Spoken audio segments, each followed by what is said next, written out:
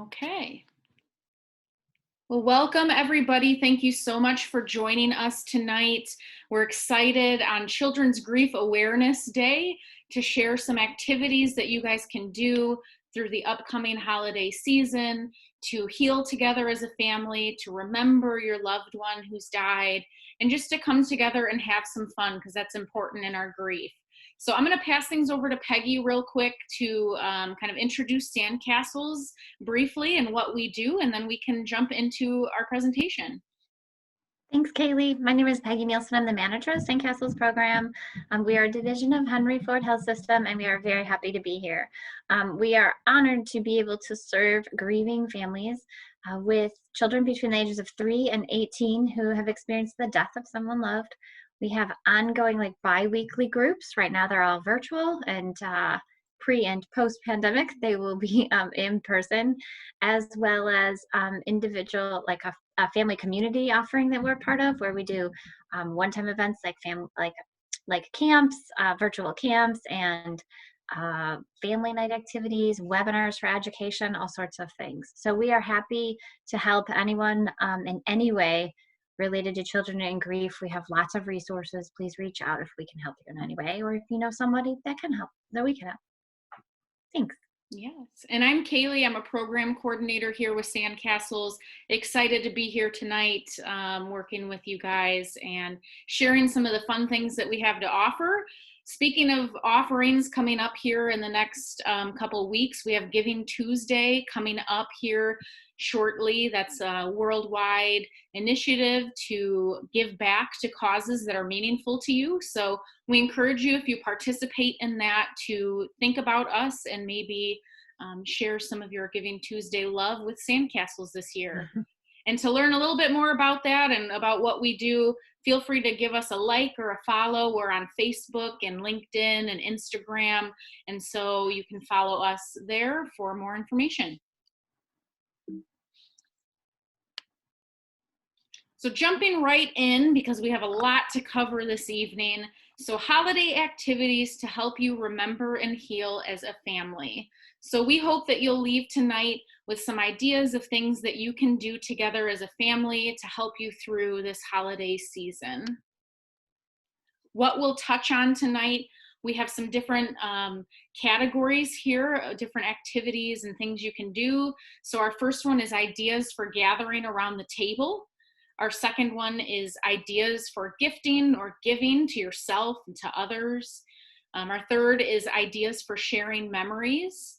And then we've got some ideas for coping, for helping us to work through difficult emotions. And then the last part, as I mentioned before, is just ideas for having fun.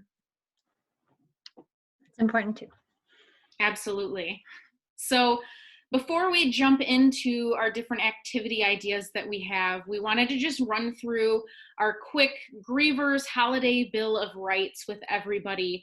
So going into this holiday season, if you weren't with us for our webinar last week, you might have missed some of these things. So before you start to heal and grow together this holiday season as a family, it's important to know that you have some rights as a griever. So you have the right this holiday season to cry. You can do that anytime and anywhere. Crying is healthy for you. It's a great release for your body. It's important to do that.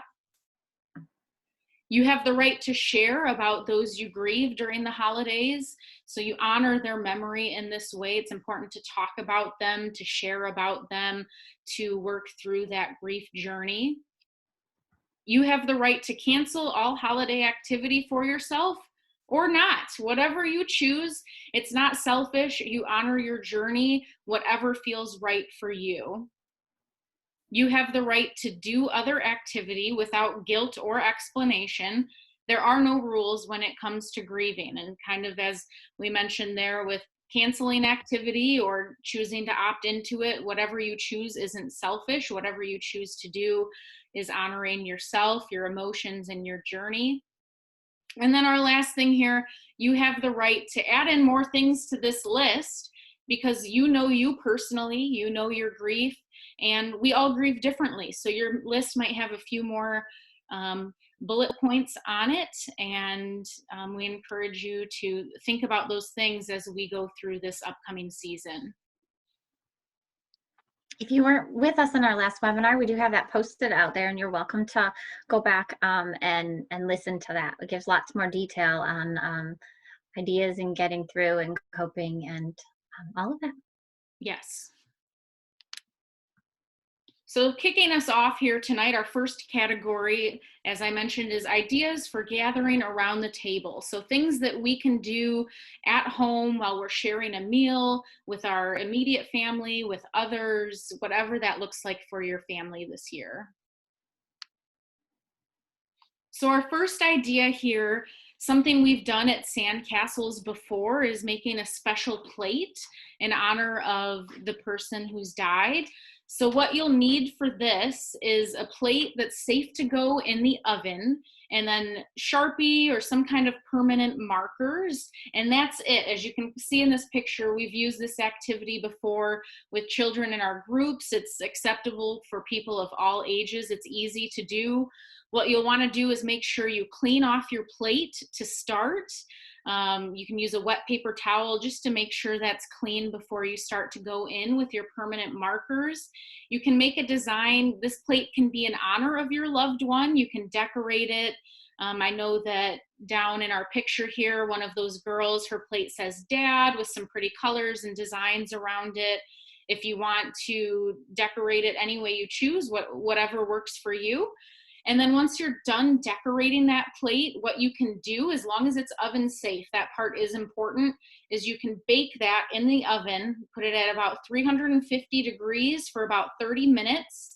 And then what that's going to do is really make sure that permanent marker adheres to that plate so that you can use it time and time again. I know we've had suggestions from some, if you want the plate to last longer, maybe you can get a clear plastic plate just from, Walmart or Target or something to place over it if you're using that plate often to eat off of, because I'm not sure exactly how long that Sharpie will last. It is, if you're pulling it out for holidays, I think it will last through those, but if you're using it more often than that, you might want to just protect it with that clear plastic plate. But after you've had it in that oven and it comes out to cool, it's ready to use, and it's a beautiful addition to your table. There are some other alternative ways to do this. Now these are not oven proof and you can't necessarily do that, but what we have done also in program is get those clear plastic plates, kind of what Kaylee was talking about, laying on top of it. You can use Sharpie markers and write on a clear plastic plate. We usually buy those from like a Party City and a group of a bunch. You probably don't need that many, but then each child will do it on their own. So it's a little less permanent, but it is another option. Or if you have some of those at your house, you can certainly do that. You can also do these plates either one per person and everyone makes their own, or you could do one as a family and work together on kind of putting together what you want on it, what words or what pictures and who's going to draw what. So lots of options around that. And if you're gathering virtually this year, an idea that we saw was to use a placemat, maybe a paper placemat. And that's something you could even send in the mail if you're doing some kind of Zoom Thanksgiving or holiday dinner with your loved ones, that each of you can have your own separate paper placemat decorated in honor of your loved one. And it's simple to mail to each other, and then everyone can showcase that while maybe you're meeting virtually this year. So a few ideas here next are ideas for things that you can set on the table. So our first one here is a place card. So maybe what that is for you is just a little memento with the person's name on it. Maybe it's something you create. Another idea is to place a photo of your loved one on the table to showcase at dinner for all who are gathering there with you. Maybe an idea, if your loved one loved flowers or different plants, is to place something like that on the table. And then another idea, as I mentioned, a memento, something meaningful, whatever is meaningful to you. Maybe it's something that reminds you of your loved one, something that your loved one really enjoyed, to place maybe in one of the place settings at the dinner table. And as you've heard us say before, and we'll probably hear again tonight, this is so unique. And so this is really up to you what you want to do. So we're going to give you lots of ideas. You have to choose what works for you, what feels the best. And if in the moment, you know, you plan something and when you get to that point in time, you're like, yeah, this doesn't feel so good, it's absolutely acceptable to change your plan. So kind of go with the flow, go with the feelings. Some people will want to set their table and do that whole thing. And other people might be like, you know what? I don't even want to sit at the dining room table this year. We're going to do something completely different. And that is okay too. So there's a lot of options. Work together as a family if you're celebrating the holidays with your kids or with others. In the middle of a pandemic, this is already everything's going to be different already. So it's kind of doubly different for families in grief. But know that you can, you know, we empower you to make choices for yourself that work for your family. So we'll give you lots of ideas. Another thing that you can do that we've used in a lot of different ways here at Sandcastles is decorating a candle. I'll go over one way, and I know Peggy's got a couple other ways maybe to share how you can do this. One way that I really like is to use a pillar candle. I think you can buy some of those at IKEA for $1 or $2, and then clear contact paper, which normally comes in a roll, and then some permanent markers. So what you'll want to do is take that contact paper and place it on the outside of your candle and cut it so it just fits wrapped around the outside of your pillar candle. And then you're going to use that contact paper to decorate with permanent markers as a family. If you wanted each to have your own candle in memory of your person, you could do that also at Sandcastles. We normally do it as a family. And so everyone has a chance to decorate some different memories they have with your loved one, different maybe sayings that they said or pictures drawn. And so once you've finished as a family decorating that contact paper, you'll peel that like paper backing off of the back and just kind of wrap it gently around that candle so that you have that to showcase somewhere in your home. You can burn that candle. We do recommend if you start to burn it so that it doesn't start to burn all the way down, maybe once it's gotten down an inch or two, to place a tea light candle inside so that you can preserve that candle and put that out for years to come. This is an activity that we do during our candlelight memorial services at Sandcastles, and is a really wonderful activity. Some other variations that you could do include the other picture here. This is actually part of our memorial that we do at camp. In this case, this was a teen group, and they were actually going to float those candles on the water. So this is actually, so the bottom part is actually a pasta pan from donated from Domino's, but the top part is a piece of clear vellum that is folded. And you decorate that clear vellum, which you can get at a craft store, and with a Sharpie marker, you fold it into the 4 and fit it into that square. In this case, each of the corners on the bottom is trimmed just a little, like a 1/2 inch maybe, and folded outward. So when they taped it onto that flat surface, they fold the bottom piece outward, put pieces of tape all the way around the 4 so it stands up, and then you'll just put a little bit of clear tape on the where the paper meets on the outside. So now you take a little tea light electric candle with a battery in it, and you can put that on the inside, and then that will glow through the vellum and kind of highlight what has been drawn or written on that vellum. And so that's a non-flame way of creating a memorial, and the kids can do it no matter their age, just markers on that vellum. Another way that you could do it, kind of a combination of those two, is you could get a flameless candle, a flameless wax candle that had a surface on the outside that you could decorate in Sharpie. So you test that out maybe on the bottom and make sure it decorates. And then for a child, if you didn't want to give them a candle with a flame, they could flip it on and off. And then another idea I have here, let's see if you can see it.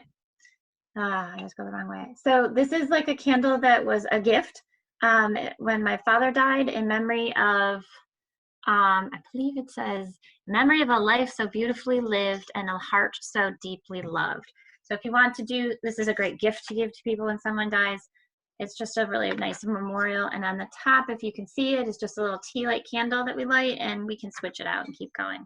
So lots of ideas. Some are hands-on creative, some are things you purchase, but candles and light are really meaningful. So pick one that you like. Another idea, things that you can do when you're gathered around the table. Here are some little things that you don't necessarily have to make, but things that you can add into whatever your traditions are already. So maybe that's adding some kind of reading at the beginning of the meal. Maybe that's a song, like a verse from a song that your person loved, or something that resonates with your family, whether that's of religious origin or just a quote or something that has meaning to you guys. You can toast to your loved one. You can share a favorite story, maybe go around the table and have everyone share what their favorite story is. You can take a moment of silence or a moment of quiet. You can toast to the future and find the hope while you're gathered together. Or maybe that's cooking their favorite food, maybe adding into your meal something maybe you wouldn't traditionally serve for Thanksgiving or the holidays, but maybe it's something that they really enjoyed. So incorporating that into your gathering. And you have the opportunity for each of those, like toast to the future. You could also just kind of take the hopeful look and toast to the future. You can also do a twist on it and maybe have people consider what gift did that person give me, or what gift did they teach me that I'm going to carry on to the future. It might be that they loved ice cream and I love ice cream because I used to eat it all the time, so I'm going to toast to that. Or it might be a skill or something like that. So each of those elements you can kind of get creative for what best fits your situation. I love that. What a great idea. And so speaking of being gathered around the table, maybe sharing conversation about our person who died, we encourage you as a family to talk, to share the person's name, to speak about them at the table. So maybe some things to think about to spark conversation this year, or what's a funny memory that we have with them? Or what will you always remember about them? Maybe you could ask, what do you do to feel close to them?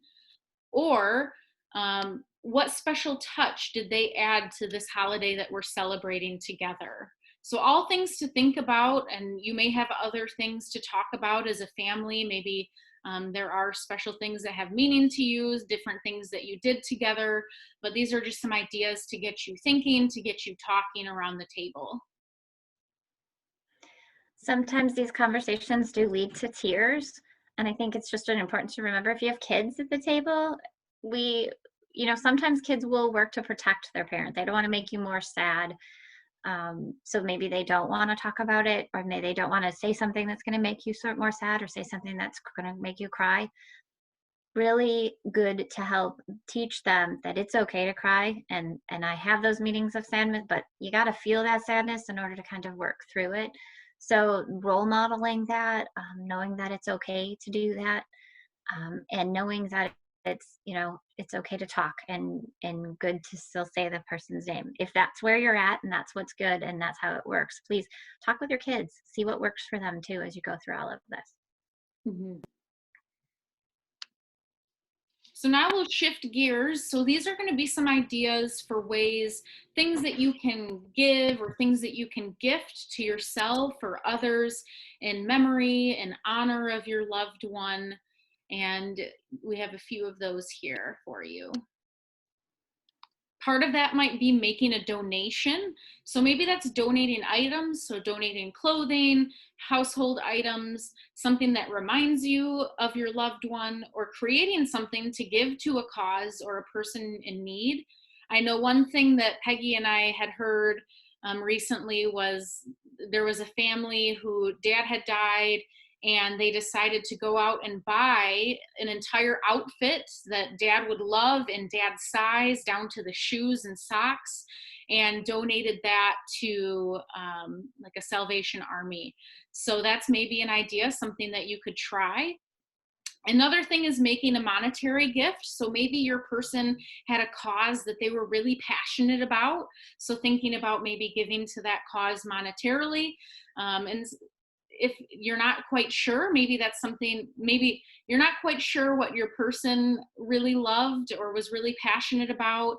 Maybe that's a conversation you have as a family, finding something that together you as a household unit are passionate about to give a gift in honor of that person. Usually when you give a memorial donation, there's some type of card or something that they give you back that either comes to you or can come to the person. If you're sending it to someone else, it would come to them. So consider that too. Sometimes if you want to gift it, so we've had some people who have made donations to sandcastles and gifted that to people in their family. And sometimes your organization might have a specific card that you can actually wrap up and give to that person so they can open on the holiday. Another thing is sending thank you cards. So sometimes when it can be hard when we're grieving to get together as a family and get the motivation to take a family photo or anything like that, to send out holiday cards. Sometimes just sending out the holiday cards is a lot of work. It's a lot. So something that we maybe encourage you to try this year, if it feels right for you, is sending thank you cards instead. So reflecting this year on what people, what things are you grateful for, who has helped you in your journey, and maybe sending them a thank you card this year instead. We actually got this idea from someone who did that. The concept of kind of taking that family picture without the person who died was too hard to do this year, which completely understandable. So what they did is they just flipped it out. And we also know that gratitude, when we have sometimes you don't have energy, but sometimes focusing on gratitude can really help put us in a better space. So remembering the things, and if you think about the people and things that have supported you significantly, it's not, and that's not necessarily a situation where if you mail out 150 Christmas cards or holiday cards, it doesn't mean that you have to mail out 150 thank you cards. But if you like the idea and that's something that gives something back to you, maybe you just pick 5. So, just an idea. Make it manageable for you. Mm-hmm. Another thing that you can do, speaking of smaller gifts that you can share with yourself or others, is finding little things that you can give in honor of your loved ones. So we're not talking about big grand gestures here, but small things. Maybe your loved one really loved Mike and Ike's. So maybe gifting in the stockings this year some Mike and Ike's in memory of your loved one, or doing small things. Maybe it's just placing a quote or something they used to say a lot in the stocking, or sharing something on someone's Facebook wall, a picture that reminds you of them. Finding those small moments, those small things that you can do to share that love in memory and honor of your loved one. It doesn't have to be big. It's the little thought that counts. Mm-hmm. For my family, it's lottery tickets. My dad loved lottery tickets, so sometimes we just give lottery tickets in his memory. We haven't won $1 million yet, but maybe someday. Maybe, and then we'll donate to sandcastles, a big chunk of it.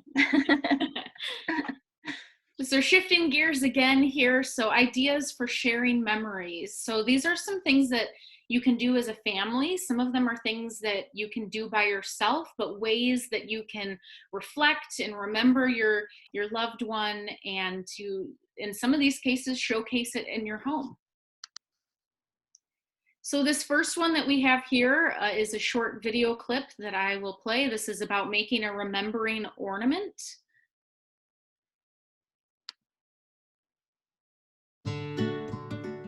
Hello, today I'm going to be teaching you how to make your own remembering ornament, a special holiday keepsake to remember your loved one.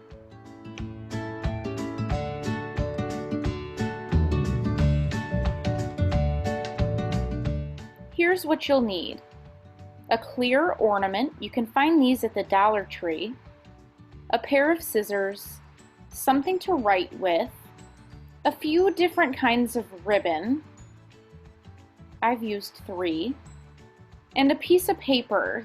Something with a pattern would be best. I just used a small piece. The first thing that you'll want to do is take your patterned paper and cut it into small strips.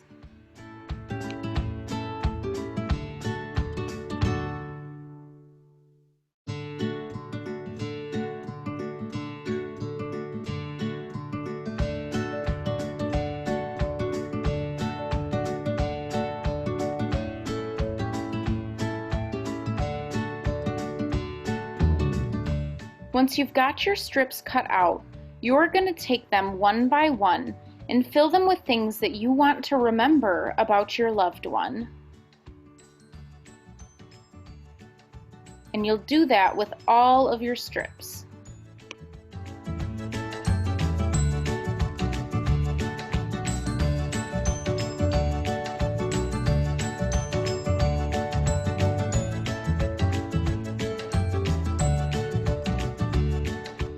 Once you've got all of your strips finished, you're going to start to go in to fill your ornament. So you're going to take each one of your pieces of ribbon and cut it into a few different pieces. I use strands about this big, but any size will do.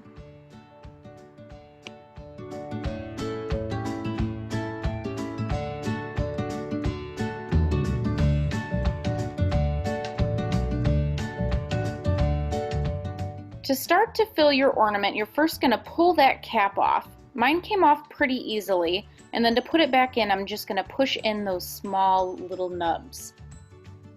Now that I have my empty ornament, I'll start by filling it with some of my ribbon, and then I'll alternate back and forth, filling some of my memories or things that I love about my loved one with other pieces of ribbon.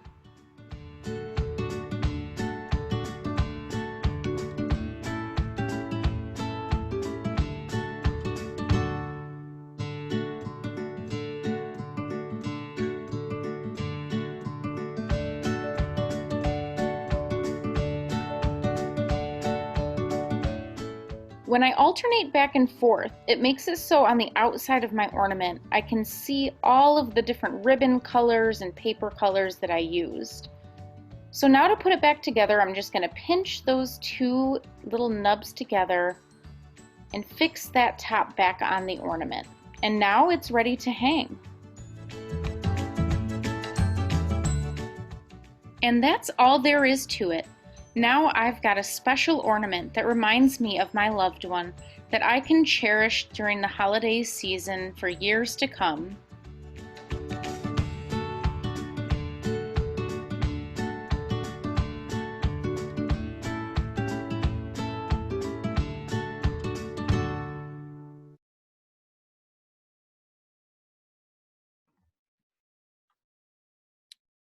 Good video, Kaylee. Thank you. So the next thing that you can try as a family is to create your own memorial service.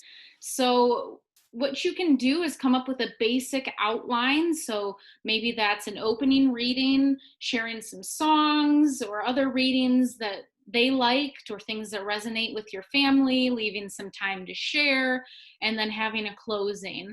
So maybe that opening reading is a poem that they liked, again, a religious reading that's meaningful to you, or maybe it's lines from a movie or a song that your loved one enjoyed. And then you can pick some music together as a family that maybe it's songs that help you through your grief journey. Maybe it's songs that remind you of your special person, but you can decide as a family, as a household, what those songs are for you and play those throughout your memorial service.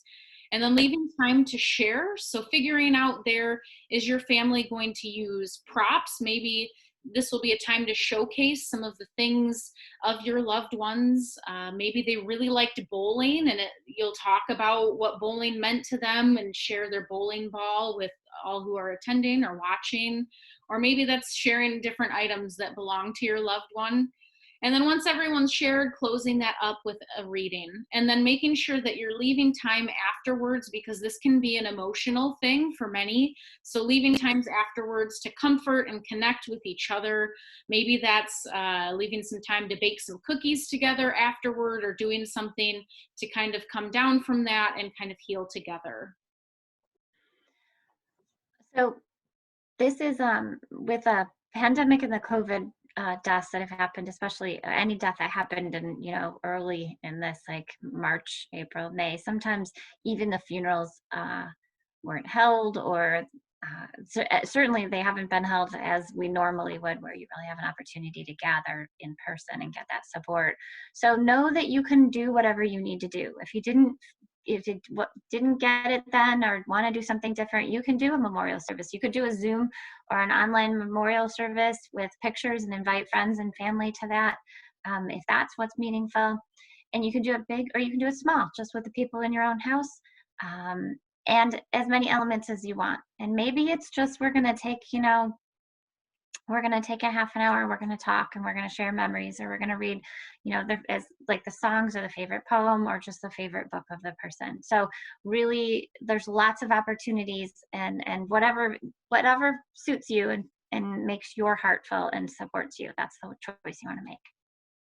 And at Sandcastles, we use that candle idea that I was sharing earlier in a lot of our memorial services. So maybe sharing, speaking about your person, maybe you're not quite to that place yet. So maybe that's a time where you can showcase that candle, light it, and have a moment of quiet as well. So now we have a few ideas, things that you can make with paper. So a memory paper chain. So the idea here is snipping out small pieces of paper, kind of longer than they are wide, and writing down memories on those, encouraging the whole family to fill up some of those little strips of paper with those memories, and then fixing them together into a paper chain that maybe you hang somewhere in your home during the season. Maybe you take it down at the end of the year and open them up and reflect on those memories. But that's a great way to remember. Another one is a family memory album. So something you can create together, as simple or as complex as you'd like, filling a book with some memories. An all about my person book. So taking the time to, like with our album there, creating a book, but this one is all about your special person. So things they loved, things that maybe you did together, vacations you took, maybe some things that they didn't enjoy, teaching someone all about your special person. And then a memory book. So kind of like that album, maybe this one is more written words and less pictures, memories that you have with your special person.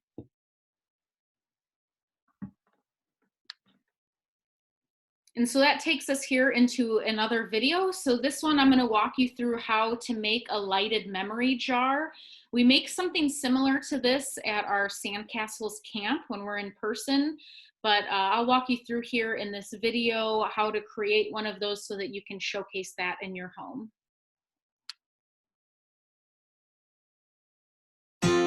Hi everybody, today I'm going to show you how to make your own memory jar.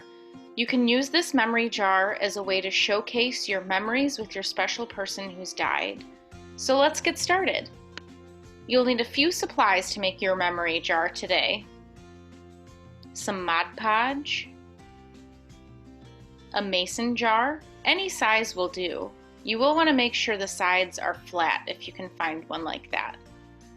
Some markers, some tissue paper, some scissors, and something to spread your Mod Podge with. I used a sponge brush. The first thing you're going to want to do is cut out some strips of tissue paper. I've got a few different colors here. You're going to want to make sure that they're big enough that you can fit your memories on them. Maybe you have a shorter memory, that's okay too. Cut them out to whatever size you need.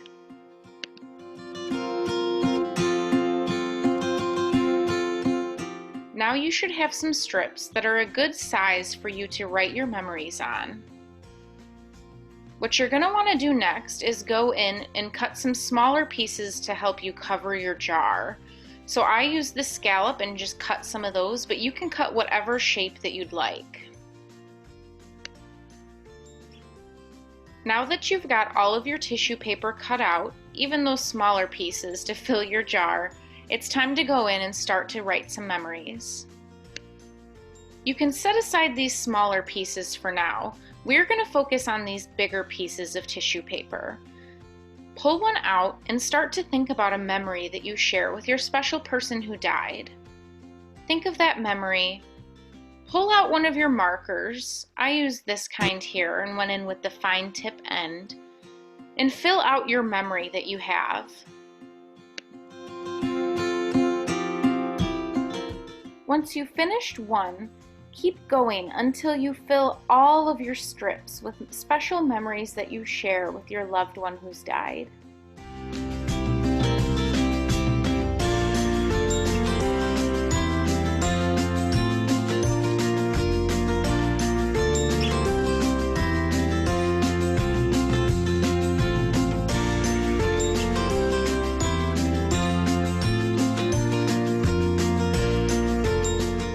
Once you've finished filling each one of your strips with special memories and traits about your loved one, what you're going to do next is use the Mod Podge to put those strips on the outside of your jar.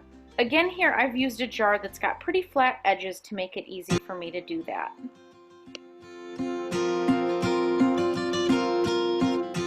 I start with just a little bit of Mod Podge on my brush, and I'm going to take that brush and just smooth it onto the outside of my jar.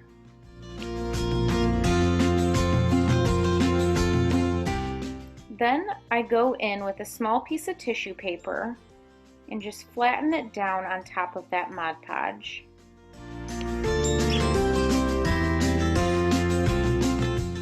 And I'll keep going around this outer edge of my jar with small pieces of tissue paper until it's fully covered.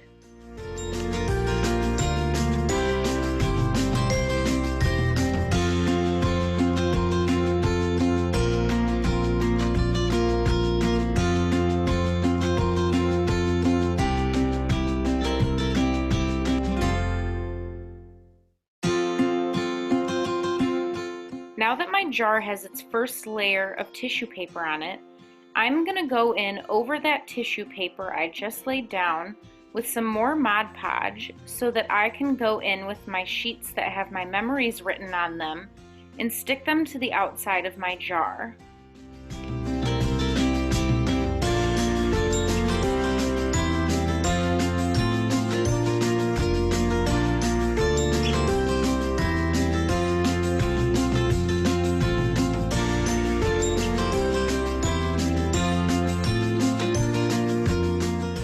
And I'm going to repeat that until I've got all of my memories stuck to the outside of my jar.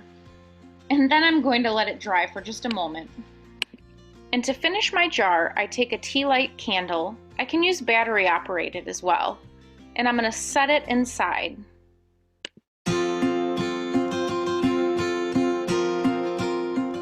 And now I have a beautiful keepsake that I can set out in my house to remember my special person in the daytime or at night.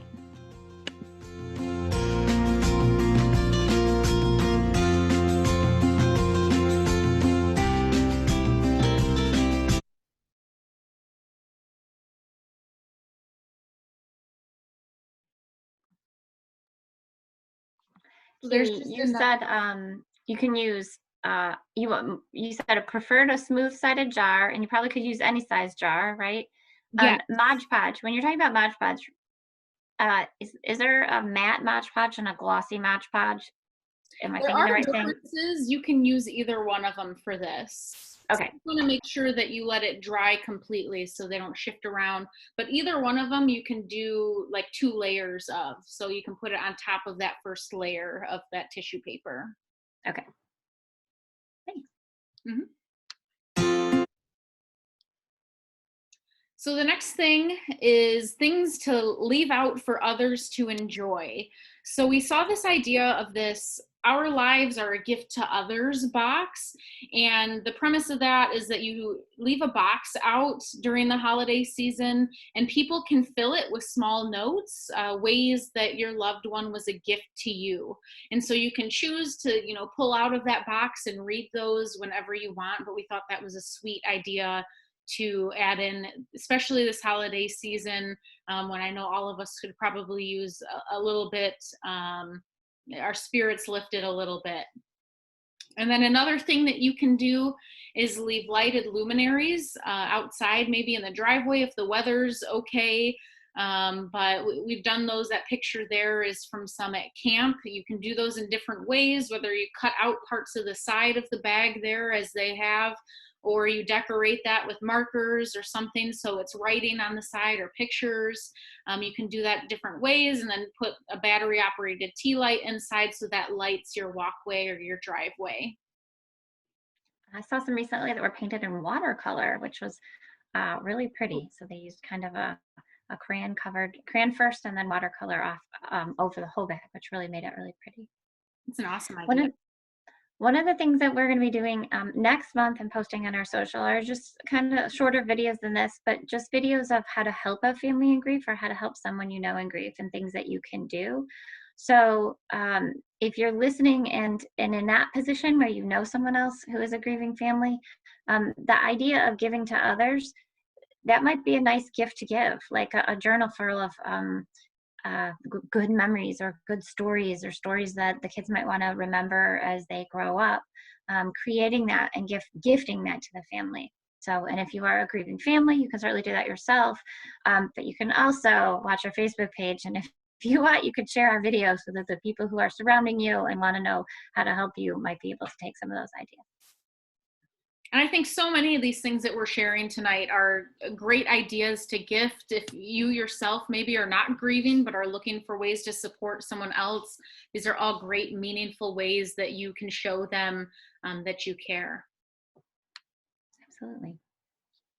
So our next group of ideas here are going to be things, activities you can do for coping with difficult feelings. So part of that might be starting a holiday journal. I know in our Sandcastles groups right now, each of our older groups start every Sandcastle session journaling, whether that's just a 60-second prompt or maybe it's something we talk about for a long time. But journaling is such a great way to express your emotions. So we've included some different prompt ideas here. If you're not sure where to get started, these are some great things to think about. So 10 things I'm most thankful for. Maybe you start your journal with, if you could summarize this year in 3 words, what would they be and why? I know personally I would have to think about that one for a little bit, and that would be tough to come up with just 3 words to describe this year. But maybe then it's, what are 5 things you'd like to start doing next year? Or how have you changed since the beginning of this year? Or I think about blank or my person most when, or starting to think about who supported you this year through your grief. My support system includes, or maybe you start with, to help myself heal, I am willing to blank. All great ways that you can start to express your emotions in a journal. There are also some great journals that are out there that are available for different ages, grief journals with activities or drawing experiences or journaling. Lots of them. If you want a list, we can certainly provide you with one. Just give us a contact. There's also, just paper and pen.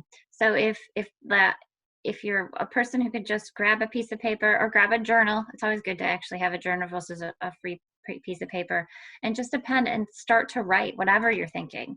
We do that in some of our adult groups, like just kind of take everything out of your head and put it on paper. Don't judge it. It does not perfect grammar, not perfect sentences. It doesn't even have to be capitalized if you don't want it to be.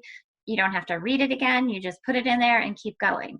And I think one of the gifts people sometimes give themselves when kind of that grief, like what's the word I would want, like purge onto paper, is sometimes when you're in grief, you don't realize the growth over time.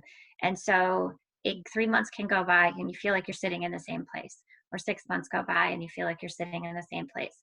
Sometimes when we've had families reflect back and they've gone back and re-looked at their journal in the beginning, they realize that they actually have come pretty far from where they were, that they are moving forward and in the right direction.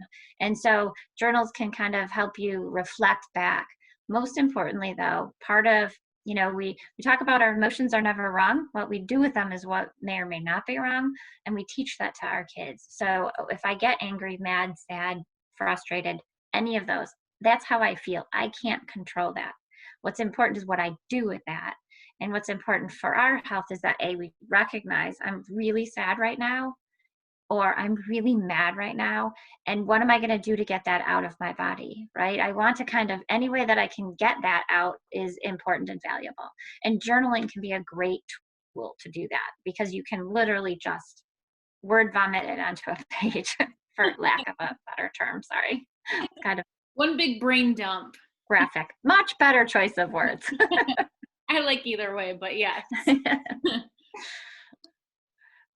So another thing you do, and I know this was super popular in the last couple of years with kids, but is to make homemade slime, which I would like to think that we at Sandcastles, we made a lot of slime the last couple of years, lots of requests from kids to do that we are maybe close to experts in our slime recipe here.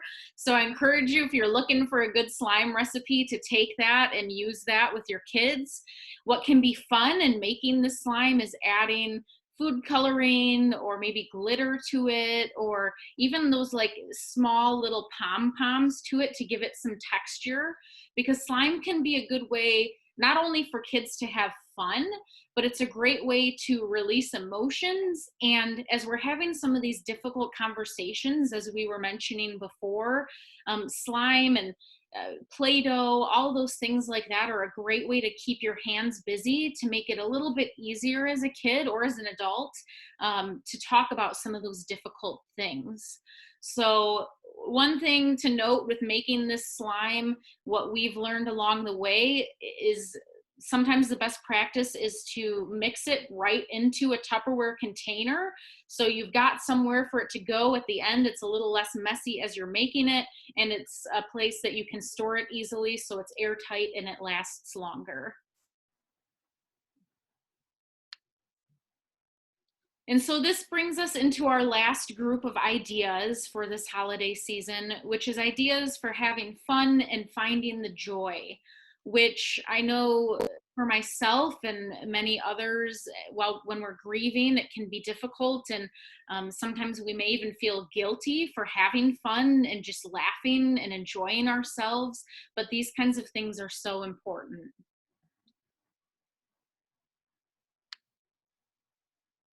So a few ways that you can have fun with others, with your loved ones, maybe that's your family unit.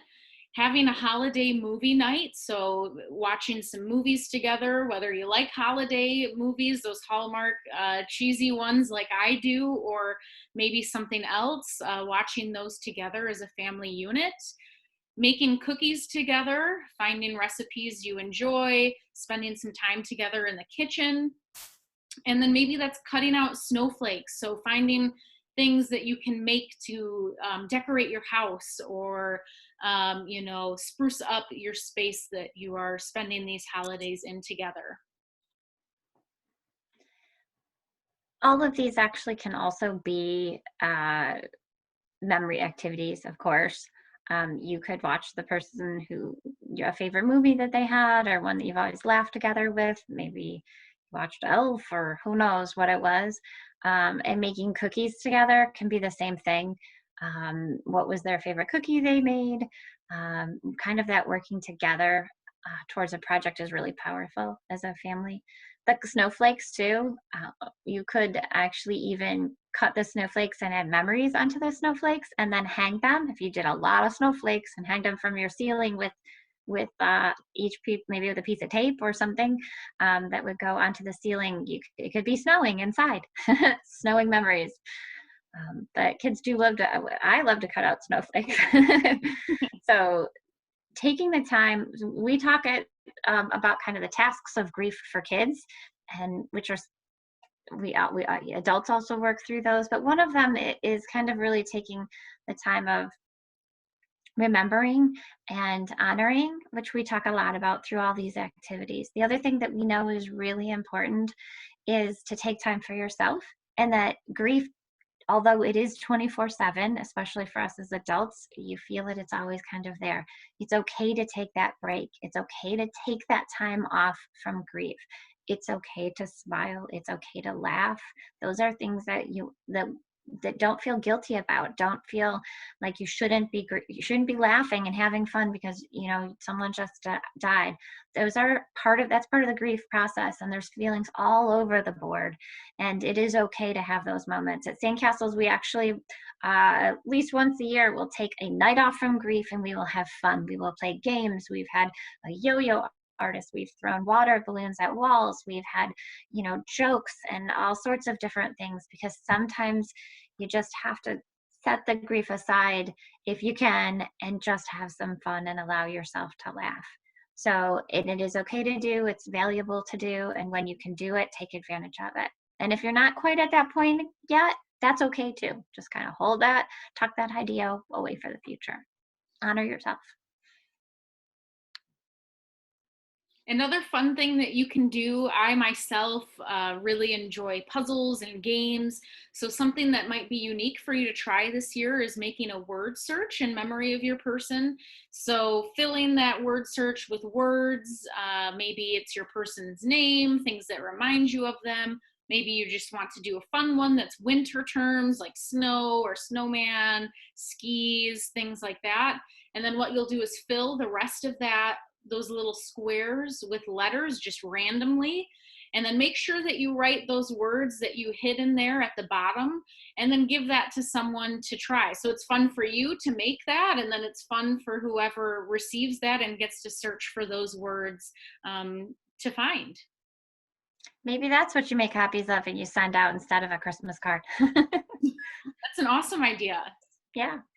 And all the while, if you're doing this as a family and you've got kids with you, these are great things to do, to talk about. If you're all sitting at the table doing it, or whether you're working on your own individual snowflake or you're doing it as a family and coming up with this list of words to go into here, great opportunities to take time to talk about the person who died and to talk about your feelings, to talk about the grief. It helps with the healing. Mm-hmm. So a couple of our last ideas here tonight are to create something together. So one of our staff, Linda, shared this awesome idea with creating a bird feeder, which is kind of a gift that keeps on giving. So the idea is to take something donut shaped, if you have it, whether that's like a piece of cardboard that you've cut a circle into or something like that, and covering that in peanut butter, and then dipping that peanut butter into some bird seed, and maybe you hook a piece of string around it and hang it outside somewhere so that you can enjoy together watching, the birds come by. I know we hear a lot at Sandcastles about cardinals and things, ways that we see our person in everyday living things, inanimate objects, things that happen. And so if that's something that resonates with you, that's an awesome idea that you can look out your window and enjoy. And another thing is just getting together and creating a family playlist. So what songs do we all like? What songs remind us of our loved one? Let's compile all of those together into a playlist that we can decide to listen to together. Maybe as we do some of these activities, maybe it's just as we are hanging out in our house together, spending time together, or during our meal. But putting there's free platforms like Spotify that you can use to put those songs together to listen to, but to come together and create something like that during this holiday season. Music is powerful. Mm-hmm. So with that, I want to say thank you all so much for joining us. I've got an image here. If you've joined us this evening, you will get in your email this household holiday conversations sheet. So, thinking about those difficult conversations, different topics, food or events and gatherings with others, traditions, and thinking about what we want to keep, what we want to change. And that sheet will just help to aid you in having those conversations as a family. And we give that to you as a thank you for joining us this evening. And we also want to know if you decide to do some of the activities from our presentation tonight, or maybe you have some ideas of things that you're already doing as a family. We're going to start this little initiative on our Facebook page, so we encourage you to like us there and follow us. But in December, making it through Mondays. So we encourage you through this difficult holiday season to join us on Mondays and share with us what things are you doing together as a family to grieve together, to heal together, and to remember together. So again, watch your email for this PDF here with these household conversations. And remember again to think of us this Giving Tuesday. We appreciate you for being here, and thank you so much. Yeah, thank you. Remember, grief is as unique as a snowflake. So it is thank you for joining us and gathering lots of ideas. And now we hope that we've given at least one idea that will fit for you and your family. And then choose what works for you and works for your family. So talk about it together, pick the things that you work and you want to do, and it's good.